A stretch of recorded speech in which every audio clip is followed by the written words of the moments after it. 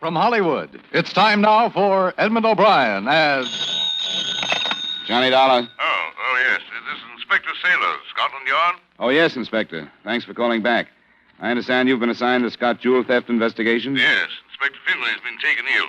I was given the case this morning. As a matter of fact, I just received the file with your requested telephone. Well, that puts us about abreast then, Inspector. I got in from the States last night. I'd like to get together with you so we could compare notes. Yes, splendid. Could you come to my office? At your convenience. Well, then, why don't you come right over?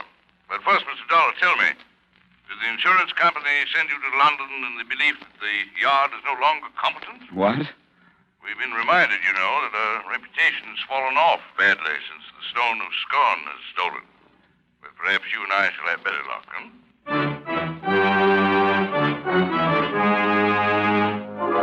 Edmund O'Brien in a transcribed adventure of the man with the action-packed expense account. America's fabulous freelance insurance investigator. Yours truly, Johnny Dollar.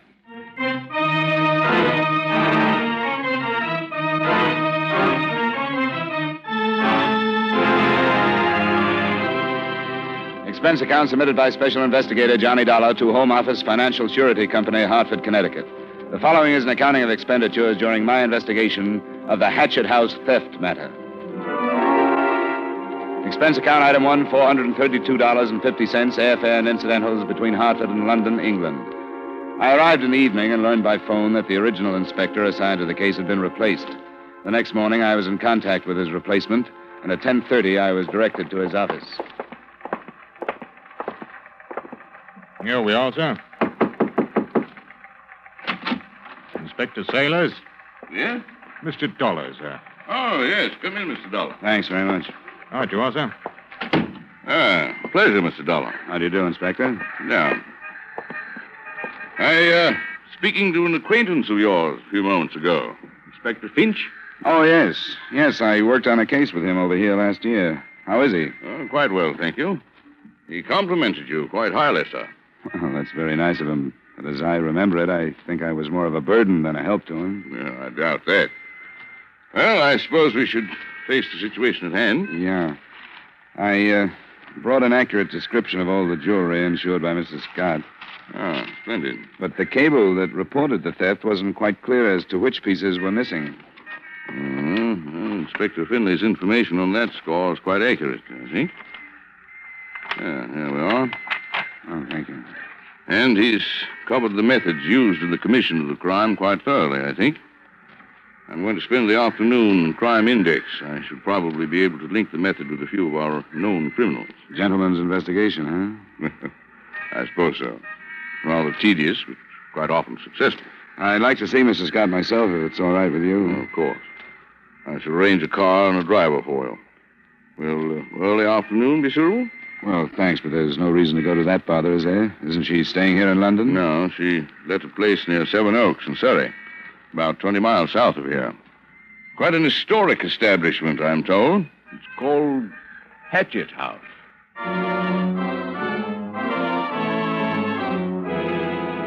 Before I left London that afternoon, Inspector Sailors and I pulled the few facts we had. I was able to tell him that Mrs. Marcella Scott, reputedly a wealthy Texas widow, was actually slightly on her uppers as far as ready cash went. She had sold some jewelry the previous year for considerably less than its insured value. He gave me the news that Mrs. Scott frequently had been seen in the company of another American tourist named Norman King. And together, we figured the loss at slightly over $100,000.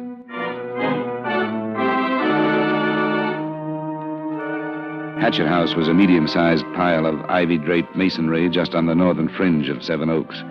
In addition to history, it boasted some seclusion, being set back from the road in the middle of a walled garden. Mrs. Scott was in the village, but was expected back momentarily, and would I care to come in and wait?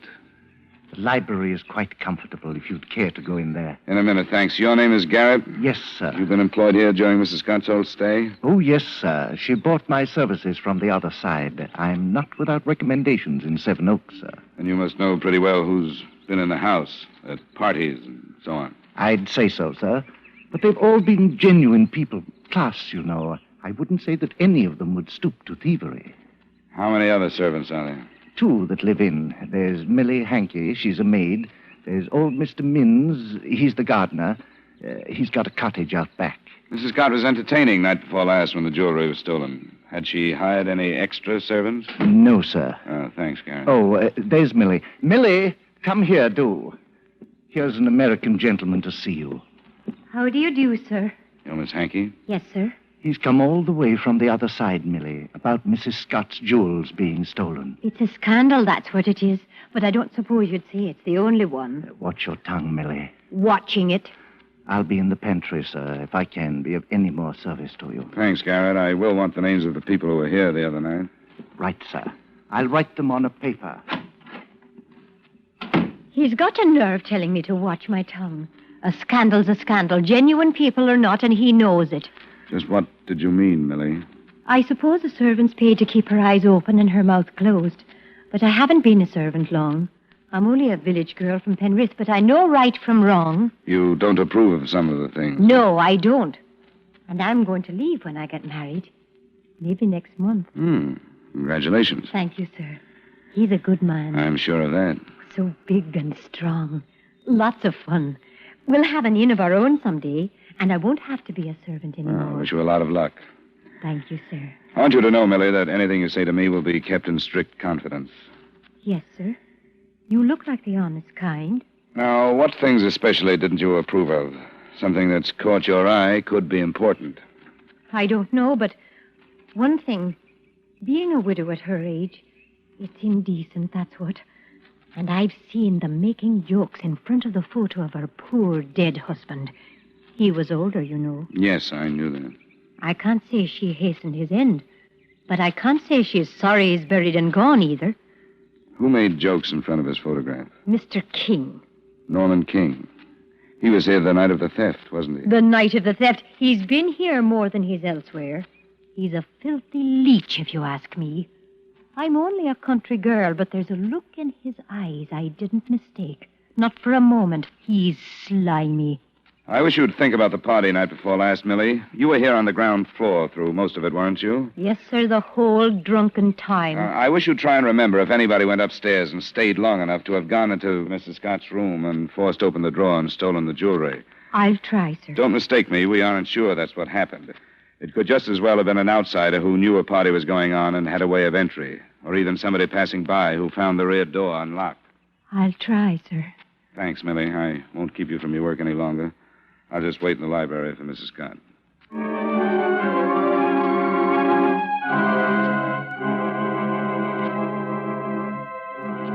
I waited an hour until the butler, Garrett, notified me that Marcella Scott had phoned. She had met some friends in the village, had driven to London with them, and wouldn't return until the next morning. I could find her any time after 9 that night at Claridge's Hotel. I spent another 20 minutes with the servants and left for London and Inspector Saylor's office.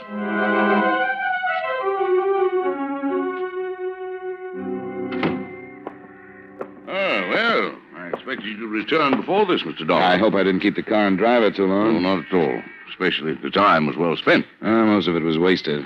While I waited for Mrs. Scott in Hatchet House, she was on her way to London. Huh? She's here now? Claridge's. She came in with friends. Well, doesn't seem to be upset over her loss, does she? Nor the loss of her husband either, I take it. Huh? I'm interested in the association between her and this Norman King. I see. Then you did have a talk with Miss Mildred Hankey, the maid, hmm? Yes, I did. Why? Did you? No. Inspector Finlay did. What did he say about it? Well, she suffered from an insane hate or jealousy because of this Mr. King. I didn't see it quite that way. That she berated the friendship shared by Mrs. Scott and him. This is what he jotted down. Investigate possibility of collusion between Hankey girl and King. Well, as I said, I didn't see it that way, but maybe he hit something. Perhaps. King's from New York. I'm going to make a phone call, see what I can learn about his background. In the meantime, I hope to meet him. At least I think he's here with Mrs. Scott. You're going to see her, then? Her message was that I could any time after 9. I plan to be available about 2 minutes after. I shall be interested to hear. Did you get anything from your files? Nothing. Dreadfully and absolutely nothing.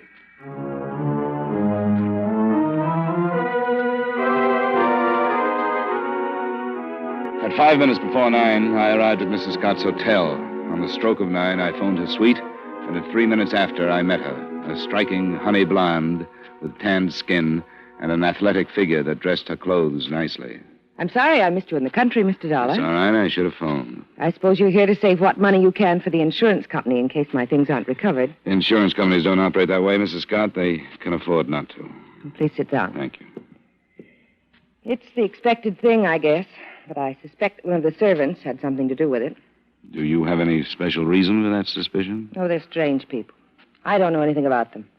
I've had them 2 months, and I've never been comfortable with them around me. Anything else? Well, the more I've thought of it, the more it seems to make sense. The house was full of people to be suspected. One of them could have taken advantage of that. The men at Scotland Yard say that it took between 15 and 20 minutes to force that drawer open the way it was done. Did you miss either of your servants for that length of time? Not that I remember. It got a little confused by 11 or so. Do you suspect anybody else? Any of your guests? Oh, good Lord, no. Most of them have a lot more than I do. Did you know Norman King in the States, or did you meet him here? Are you telling me suspect Norman? I asked when you met him. Why? I wondered if you knew him well enough to know he has a record as a forger. I don't believe it. Checks. He signed the name of another widow. A copy of the record is being mailed to me. I don't care. Doesn't make any difference. Norman didn't steal my jewelry. He wouldn't do that to me. I wonder how many times the other widow said that. You don't understand me. Norman and I are the same kind of people. You don't think I married a 70-year-old Texan for love, do you? Well, Norman's made up his mind what he wants out of life, too. He's talked about it. He doesn't care how he gets it, but he wouldn't take it from me. Sure. Well, I wanted to meet you, Mr. Scott, and I have. Norman King checked into the Dorchester yesterday. He checked out today, and now Scotland Yard can't find him. If you hear from him, maybe you'd better let us know.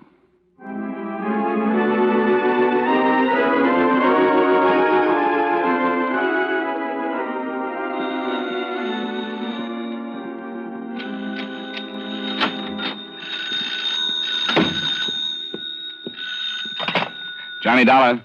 Inspector Saylor. Oh, hello. I'm sorry I took so long to answer. I just got up to my room. Yes, well, I spoke to the clerk at the desk. He thought you might be going up, and I asked him to ring you. Saw Mrs. Scott? Yes, I didn't learn much, but I don't think she's mixed up in it. No. Well, perhaps I have some news for you. What's that? I just received a report of a killing in Limehouse. The constable described a piece of jewelry found at the scene, and it corresponds quite closely to the description of Mrs. Scott's emerald brooch. Oh? Who was killed? No identification yet. A man. I'm driving over. I wondered if you'd like me to pick you up. Yes, I would. I'll be waiting in front of my hotel.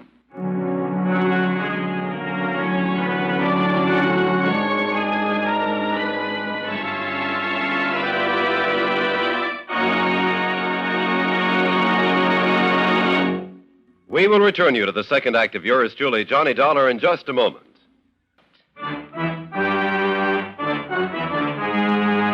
And now with our star, Edmund O'Brien, we return you to the second act of yours truly, Johnny Dollar.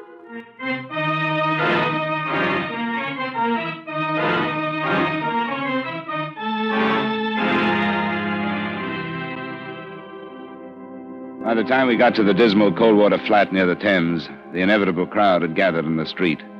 The body was one flight up in a grubby room that showed plenty of signs that a struggle had taken place.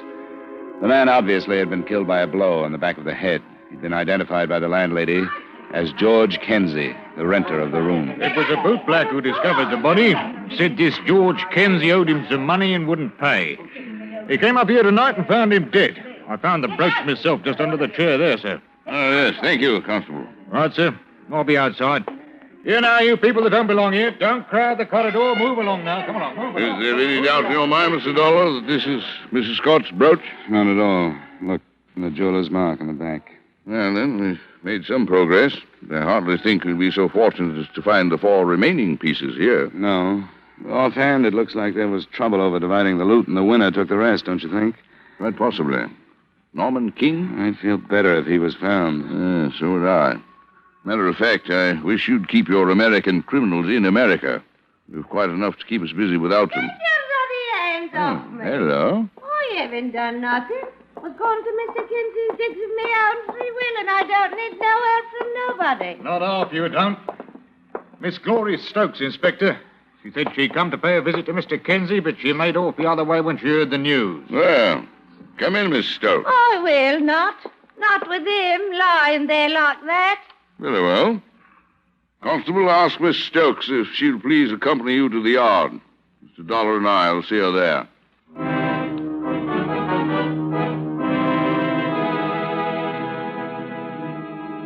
I suppose it's understood that when you're with Scotland Yard, you do as Scotland Yard does.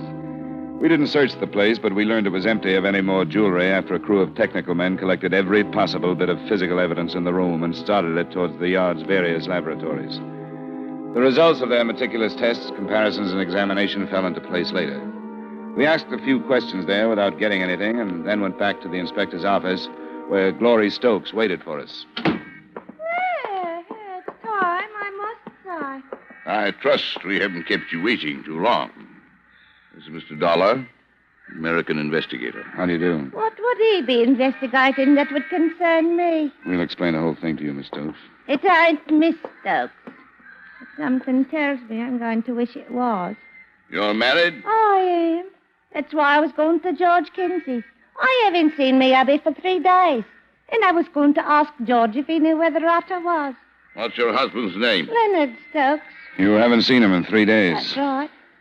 Couldn't he give you any idea where he was going? No, why should he? I don't care where he goes, and he knows it. But you said you were looking for him. I was. If he's going to desert his poor wife, she's got a right to know, hasn't she? Yeah, I suppose she has. I take it he spent quite a lot of time with this George Kinsey. Yeah, too much if you ask me. George was no good. He was a thief. I knew he'd end up dead like this. And if I told Leonard once, I told him 100 that he'd get into trouble if he chummed with him. He is in trouble. Ain't he in trouble? We aren't sure yet, Mrs. Stokes. What kind of trouble? Some jewelry was stolen from a woman in Seven Oaks. Jewels, oh, One of the pieces was found in George Kinsey's room. There's still almost $100,000 worth missing. More than 30,000 pounds, Mrs. Stokes. 30,000. George did that. Looks like it. There's a possibility that your husband was involved also. Leonard? Don't make me laugh. He wouldn't have the brains.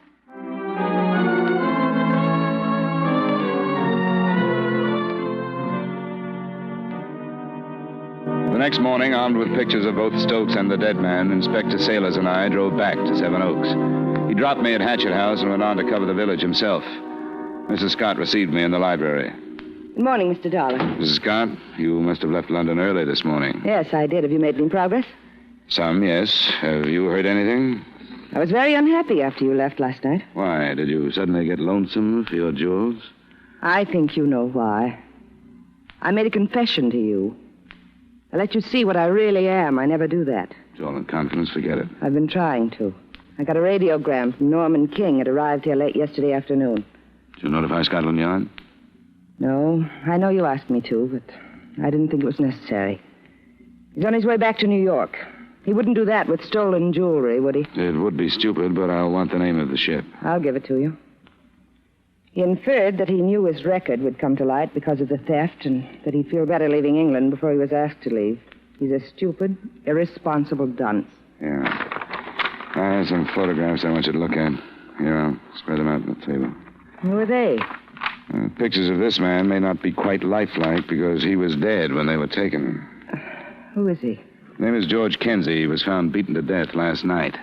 Your emerald brooch was on the floor near him, so we're assuming he was killed because of your jewelry. You ever seen this man around here?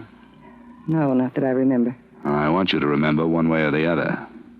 It's possible that this man just received the stolen property from someone else, but if we can find somebody in the house or in the village who recognizes him, then we'll feel sure that he actually was the thief, or one of them anyway. I'm trying to be sure. What about the other one? I don't think I've seen either of them. And if you'll leave the room, I'd like to talk to your servants. You're going out of your way to be nasty. You thoroughly despise me, don't you? No. What I dislike is the fact that the physical part of you wasn't matched up with some mental apparatus that deserved it. You asked me a personal question, Mrs. Scott.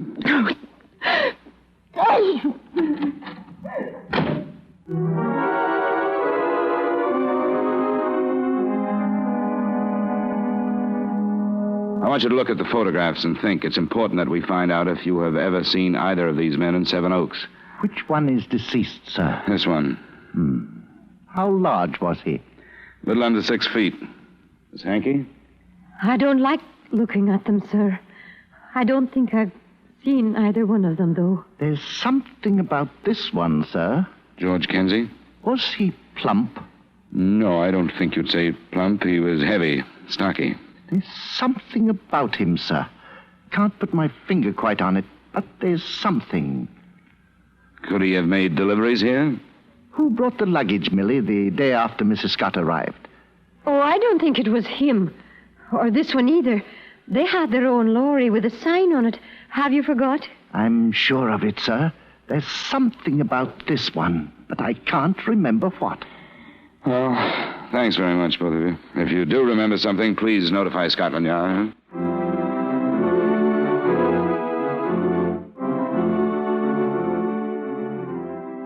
In the village, Inspector Sailors had found a few people who thought they recognized George Kenzie and 2 who were positive. None of them had recognized Leonard Stokes. So by the time we had left Seven Oaks, we were fairly sure that Kenzie had been actively involved. But since he was dead, being sure didn't mean any progress.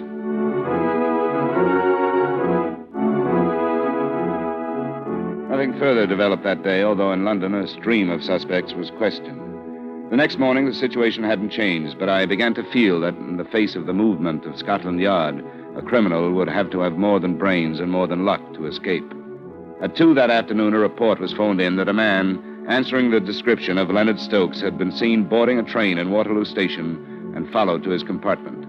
Another call delayed the train so that Inspector Sailors and I were able to get aboard.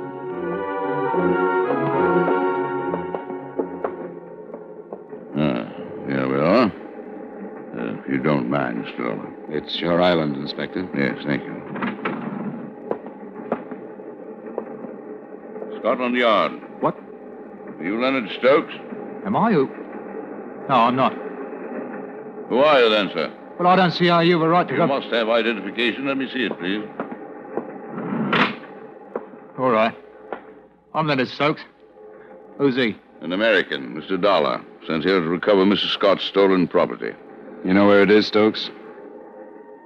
Answer him. It's all right. All right, I know when I'm beat. Yes, I know where it is. But I didn't kill George. How did you know he was dead, Mr. Stokes? Well, I tried to telephone him. That's how I found out. He was killed because of the jewelry, wasn't he, Stokes? I don't know. I don't know why he was killed. When was the last time you saw him, Mr. Stokes? Tuesday night. You went to Seven Oaks? I went to Seven Oaks, yes.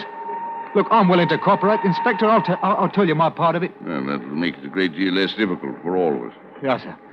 Well, he asked me to go to Seven Oaks with him. I didn't know what he was up to. I thought we was just going for a little drive. Out of 5 pieces missing, Stokes, we found 1 in Kenzie's room. Now, if you know where the rest of them are, you must have known what he was up to. If I had, I wouldn't have gone. That's the truth. Before I knew it, he stopped off at this Hatchet house and told me to wait in the motor. He must have explained why he stopped. Well, he said he had a friend to see, a gardener. Gardener at Hatchet House? That's what he told me. He came back in a while and then we drove off. And you still didn't know what was happening? No. When did you? When it was too late. On the road back to London, he told me. He told me whether I knew it or not, I'd just stolen some jewels. Well, I thought he was joking. Then he showed them to me and he says, who's going to believe you, Len boy, when you say you didn't know nothing about it? Oh, what could I do? What did you do? I drove back to London. Why was there only 1 piece of jewelry in Kenzie's room? Well, that's all he took. Said he wanted to give it to a chum. And you took care of the rest of it? Well, I was afraid to do anything else, sir. He kept telling me I was complicated in it.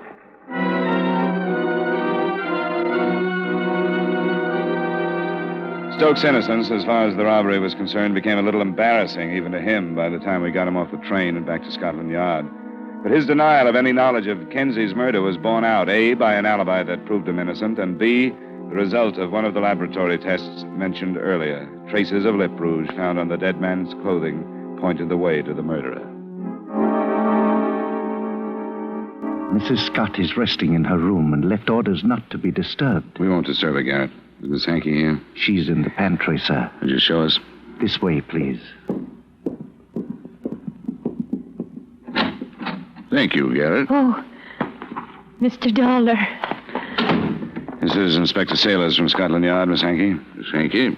How do you do? You've come after me, haven't you? Yes, I think we have. I don't mind. I don't care about anything now. You did recognize the photographs of George Kenzie, didn't you? Recognize them? Yes, I suppose so. I remembered. I remembered the man I fell in love with. I told you I was going to marry, didn't I, Mr. Dollar? You met him in Seven Oaks? Yes. He told me he lived in London. And I felt like a child. I'd never gotten to know anyone who lived in London. When you're born in Penrith, you never do. He was so nice. He could talk so I could listen all night. Did he question you concerning Mrs. Scott? He took me to London, and he told me he wanted to marry me. And I believed him. Millie, we're sorry. I wanted a husband the same as every girl. But he was lying.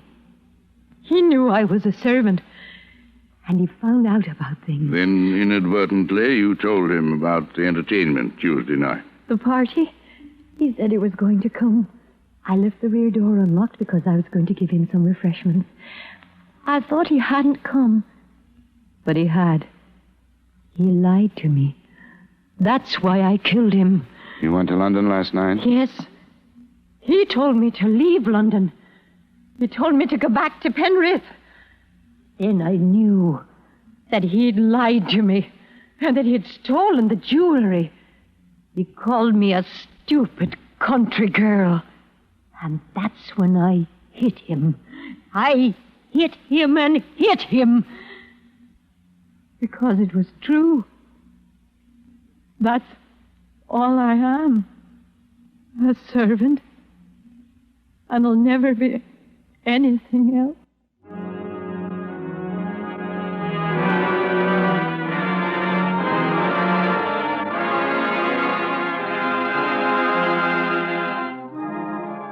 Expense account item 2, miscellaneous, $317.75. Item 3, same as item 1, transportation back to Hartford. Expense account total, $1,182.75. Remarks? The jewelry was recovered, but in spite of its value, that didn't seem too important. The importance, as I saw it, lay in the complete reversal of values. Mildred Hankey, who only wanted goodness, had found badness. And Marcella Scott? Marcella Scott left for Capri the following day. Yours truly, Johnny Dollar.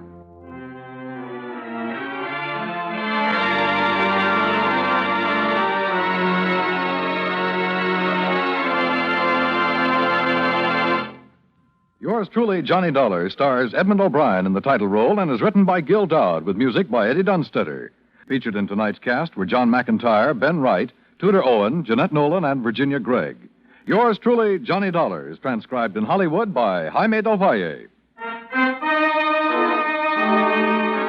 This is Dan Cubberly inviting you to join us next week at this time when Edmund O'Brien returns as... Yours truly, Johnny Dollar.